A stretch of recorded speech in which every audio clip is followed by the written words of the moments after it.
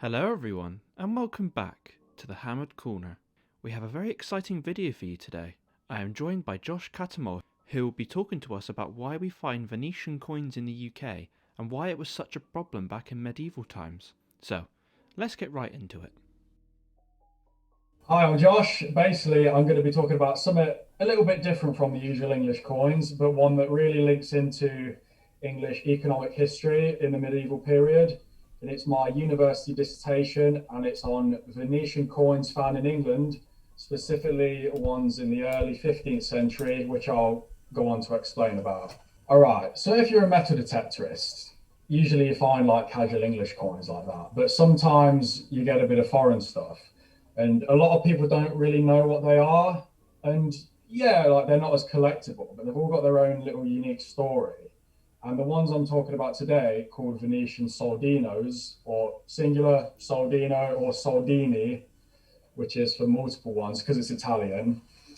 Well, basically, they're like really tiny coins. Like I've got a few here.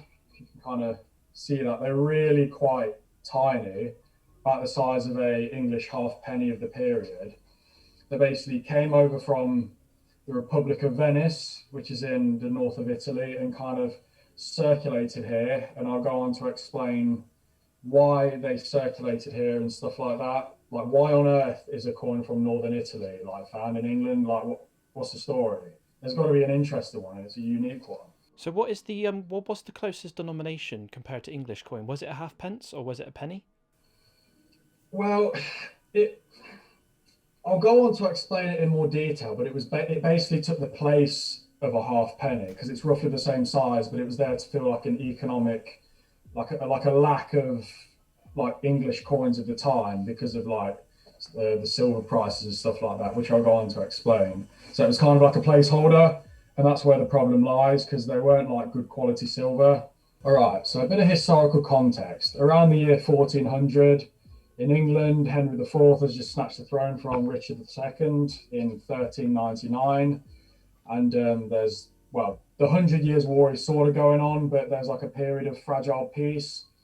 So, because of all the stuff that's going on at home and the economic reasons, all sorts of stuff. Completely different topic, but to set a bit of context. Whereas Italy, in Venice, the Republic of Venice was a very, very important like maritime trading empire, pretty much. So they did a lot of business with the Eastern Mediterranean, like the Levant, like Syria, the Byzantine Empire, basically importing stuff like silks and luxury products from the Far East, like China, India, and making a bit of money a lot of money from it. And they also expanded their trading into Western Europe, the Western Mediterranean, and calling in at places like, well, northern Germany, the Netherlands, and England too, where every summer they'd send a fleet of like trading galleys over there to do business, specifically in London. That was like the main place, but a few other ports as well on in the south of the country. So to lay a bit of economic context, in England the situation wasn't that good. So not only were there considerable debts from the Hundred Years' War, but the price of silver was had fluctuated to the point where the mints in England just couldn't get enough silver in, like to mint into coins. Like normally they'd invite like merchants and bankers and stuff to bring their own silver where the government would pay for it, and then they'd coin that into the money to circulate in England. But the price on the continent for silver was so high, but they hadn't adjusted it in England. So it was more profitable to take your silver to the continent to melt down than it was to sell it to the mint. And a lot of current circulating coins in England they'd been exported to be melted down. And the currency that did remain was of really quite poor quality.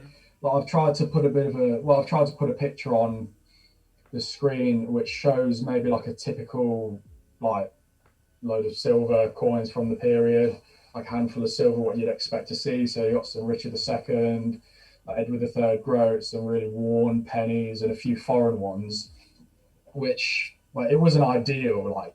And it was so old the coins, so they were quite worn. And during Richard II's reign, increasingly, especially towards his late reign, there wasn't as much silver being minted, and that carried on into the reign of Henry IV. Hence why Henry IV's coins are so rare and expensive these days, simply because of this economic situation. And the coins that were minted were just exported, so really hard to find. So the continental silver had more base metal in it compared to silver. Is that what you mean by, or was it just the general silver that they were using? This, I believe, the silver as a whole was like for the like I know there were different standards of silver in Europe at the time. Like some were, as you say, base metal, whereas in England it was good quality. I think like just the silver bullion as a whole, like the good quality stuff, commanded a higher price, so it was not profitable to send it to the mint in England. Does that kind of answer your Yeah, question? yeah. All right. So since there was a lack of like homemade English currency circulating in the country, people kind of looked for a like something to take the place of that, something that could fill the gap of like day-to-day transactions, like say, I know, a half penny for a piece of bread or something. It didn't need to be a half penny, but they needed something to be able to spend when there wasn't enough English coinage around. So a lot of foreign coins were kind of trying to fill a gap because the people just needed them to fill that need. So where does Venice come in? Like as I've said before, how can an Italian city find business in a place like England, which is seemingly far away? Well, I covered it briefly in a previously, but Venice kept trying to make money wherever it could. So did trade with places like London and in Western Europe, and usually the trade would be conducted in like gold coins and stuff like that. But Venice tried to take advantage of the lack of small change in England to kind of introduce their own little silver coins. And this came in the form of the Soldino, the coins that we're talking about. Yeah. So basically, to give it a context, the Soldino being introduced in the 1330s in Venice for circulation in their colonies and their trading locations in the Eastern Mediterranean, like in Greece and Crete, and like the Dalmatian coast, which is like where Croatia is, and so kind of to have like a petty currency, like small change to circulate around. Though in large quantities, business could still be conducted when, say, you didn't have as much gold at your disposal. So, with the trading galleys that went to England, initially, what we think that this first came about in the summer of 1400, the year 1400, that the trading galleys came, and half of the fleet went to like the Low Countries, which is now Netherlands, Belgium, whereas the other half went to London. And after their trading, they'd have reconvened, then go back to Venice. And well, the merchants in London would have found this shortage of coinage, and they'd probably have a few Soldinos with them, and also quite a lot on the ships in like big barrels to conduct their trade with. And uh, there aren't accounts, like say, of people who like encountered them initially. Like say someone who would say, I don't know, like, oh, someone paid me with this for a loaf of bread in like Cheapside Market in London or something. But the authorities and like they clocked on to this low quality coin circulating in England. It was actually there wasn't much opposition to it amongst the people because they needed this currency to fill in that demand. But the problem was like the half penny was a good quality silver, whereas the Soldino was like a lower grade Mhm. and ever so slightly smaller than a half penny. So it kind of like imbalanced.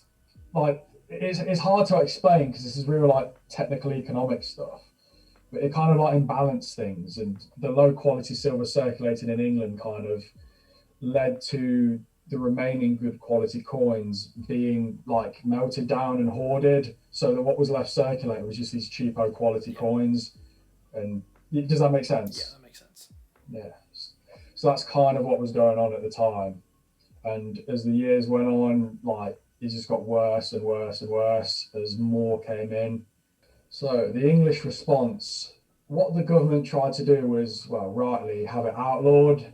And Henry IV himself took an interest in this, saying, like, oh, we need to drive these Venetian coins out because they're going to mess up the economy even more than it already is screwed up, which it was.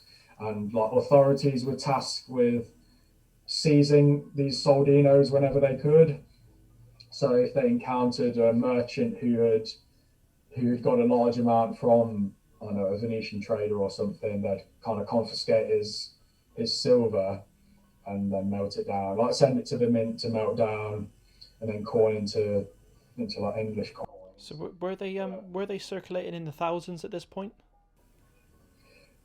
The metal detecting evidence suggests like there were like tons and tons of them that made their way here over the years, and like it was like a seriously big problem. And I'm surprised that not more's known about it. But as I said before, metal detectors find these all the time and right over the country. So it wasn't just like a problem in London that lasted a little while. It was nationwide, and the fact that so many are made, it highlights that. And keep in mind that the coins that are found today is only like a small percentage of what would have been circulating at the time. Mm-hmm. So the fact that there's loads found now indicates that like back in the early 1400s, there would have been like really common, more common than like a halfpenny. And it's so hard to comprehend this, but I can only say so much to give an idea of it. But the government really had a problem with it, and even though they tried to confiscate it, it didn't work. Like people needed these coins to fill that gap, and while the continental price of silver was so high, they couldn't solve it by just minting more English coins because people were just going to export them to the continent, melt them down, and make a profit. Mm-hmm. So they needed to fix the English coinage first before they could tackle these soldinos, like to get them out of the country for good. So, like I've said, this problem persisted for like a really long time. So it's estimated that the first instance of them coming into the country en masse was in 1400. Then the Venetians would have clocked on that they could distribute these coins in big numbers and make a profit for themselves. So over the next few years, more and more came, and more ports like found themselves like an inlet for the Soldinos to come into the country. Like the port of Sandwich, for example, was a big place, and Great Yarmouth, I believe. Though they've come in through other ports as well. Though whether this was just that, I don't know, a German merchant had one in his pocket and he was calling it the, I don't know, Grimsby or something. But I guess over the years it got to a point where people considered it just like a standard part of the currency. Like I guess it would be like if nowadays an American cent took the place of the penny, and I don't know 60% of the pennies were actually cents. Like you'd soon just get used to it, and because the government can't tackle it, people would just be indifferent for it, especially while the economic need for one was still present. But like all good things, it comes to an end. Basically, they'd managed to petition the Venetian Senate directly. The English managed to petition like the Venetian Doge at the time, who was the ruling guy in Venice, to forbid the exportation of the Soldinos to England, and they'd be confiscated at the docks in Venice itself. And this was actually pretty successful because the Venetians, they knew what they were doing. They're a very successful empire, so they could get this done pretty quickly, whereas before it was more of a blind eye, let's make a profit sort of thing, even if the English didn't like it. And because Venice still wanted to do business with London and England, because there was good money to be made, especially in the luxury goods trade, they wanted to keep that trade in partnership. So the Doge was like, all right, we'll stop now. Let's resume things as they were before. And about the same time, the coinage in England got fixed. So from 1412 was the introduction of the light coinage, which was just a reduction of weight. And the mints in the country managed to mint large numbers of it. And in London itself, like the mint records from after 1408 don't exist or are missing, whereas like the years leading up to that, there was so little silver being coined that it's very likely that the mint in London closed in 1408. Yeah. And that highlights just how crazy it was. Like the London mint literally closed, but from 1412 it was reopened.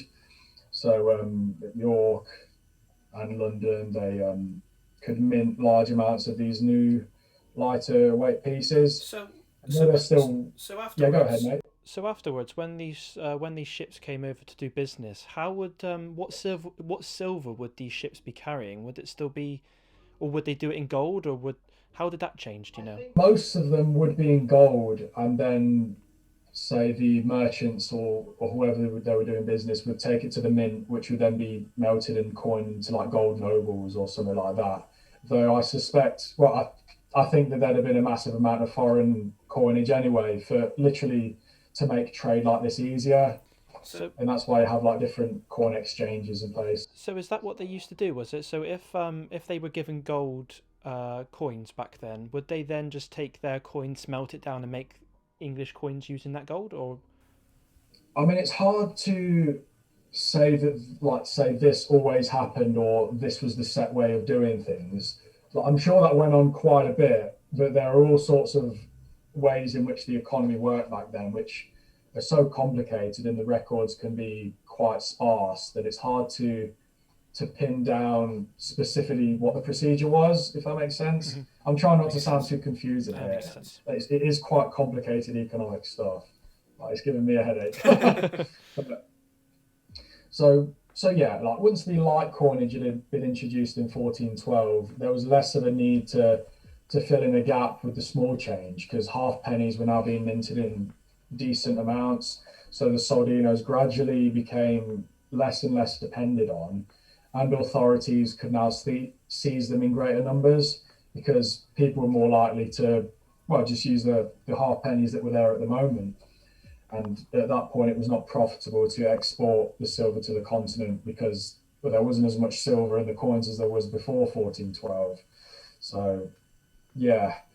So I think by the mid 1410s and certainly the late 1410s, the problem was pretty much gone.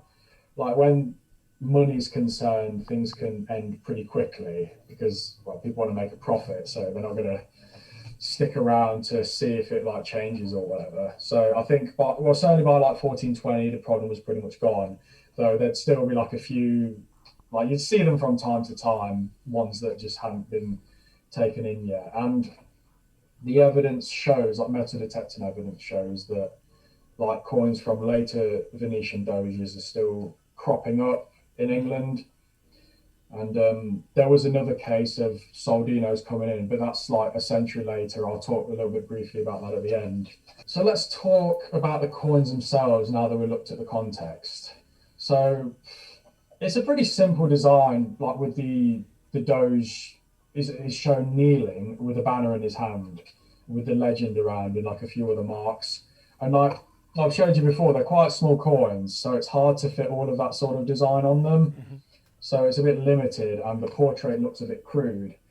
But another point that I've got to touch upon is that the portrait of the Doge himself is kind of stylized because in Venetian tradition, it's like, well, it's a Venetian republic rather than like the Doge is the king, and he was elected by a council of his peers. So it was like an offense to show your own, like a lifelike portrait on the coins because people think he's trying to be like a king. Ah, okay. And in the in the mid 14th century, there was even a doge who tried to like usurp the Senate and become literally king of Venice, but he got himself like cut down, man. He got killed. So yeah, so it sets a precedent. But yeah, though obviously medieval art at this time was still a bit cartoonish. Like even in like Italy, they hadn't quite mastered the lifelike. Well, they hadn't got like a lifelike portrait yet. So yeah. So as to the well, back to the soldinos, the coins themselves, the ones you tend to see were after 1482. No, sorry, 1382. Sorry, 1382.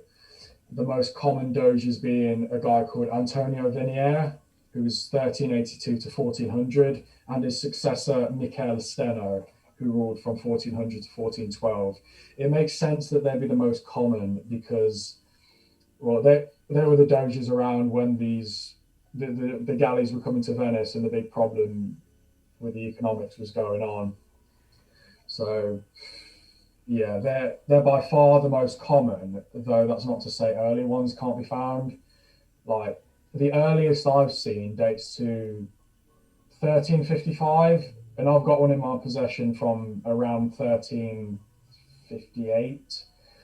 And those are like very unusual to find because in 1369 the weight of the Soldino was reduced in Venice, so it doesn't make economic sense to see an older one, but they do crop up from time to time. But by far the most common are from those two doges who are listed there.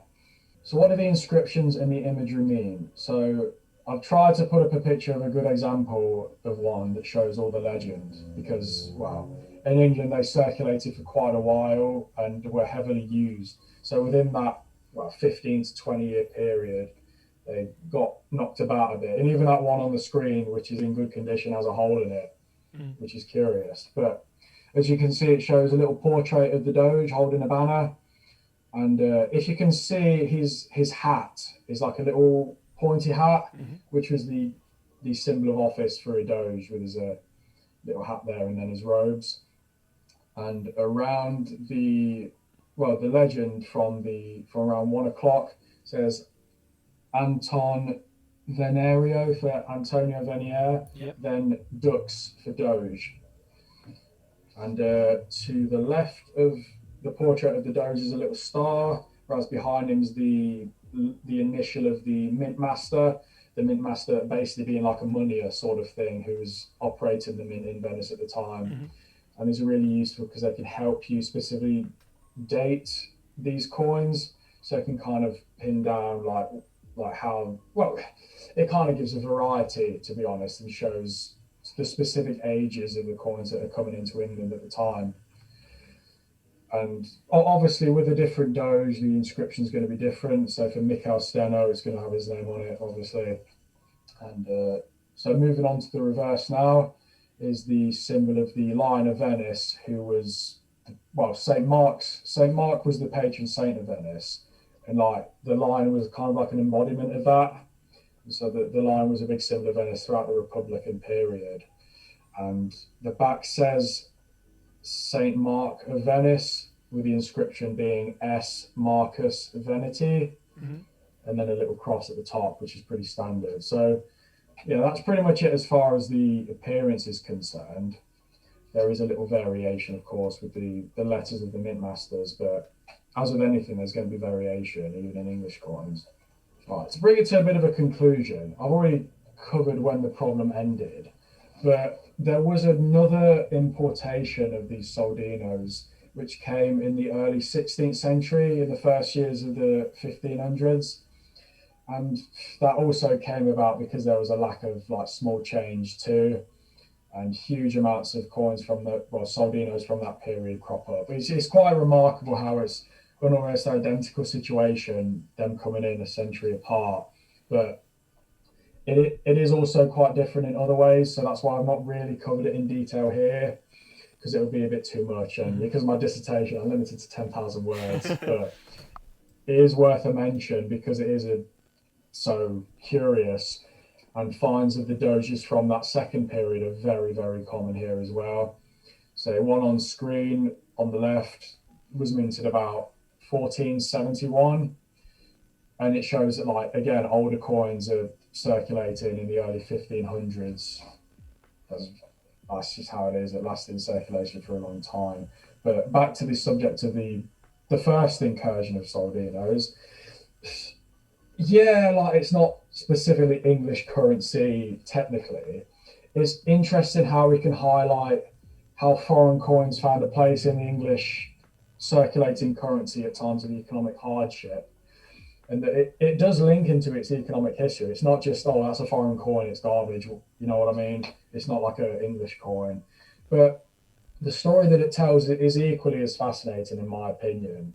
And it's just interesting, like how they found their way here and circulated, and how a foreign party literally turned up, saw that there was like a need for the small change, and immediately plugged the gap with their own coinage to make a profit. Hmm. So it shows the history of trade and economics, which is really quite fascinating. But I'm sure a lot of what I've said probably won't make sense. I may No, have babbled on a bit. honestly, mate, thank you so much for coming on and explaining that. And it's just as an English coin collector, it's awesome to hear that there were foreign coins that came over and circulated just as English coins did. So it's another area, That's not really known, yeah. So and it's quite interesting to at least be aware of, you it's know. definitely one that I'm going to have to search up now and get myself into. So thank you so much for coming on and explaining just a little bit about your dissertation and a bit about that passion of yours that is aside from English It's my history. pleasure, mate. It's my pleasure. Thanks for having me on, mate. So there you have it. A great insight into a piece of history you, as an English collector like me, may not have known. Thanks to Josh for sharing his expertise and wisdom with us all. Massive good luck to you, Josh, on your dissertation. You will absolutely smash it. Thank you all for watching, and as always, keep collecting.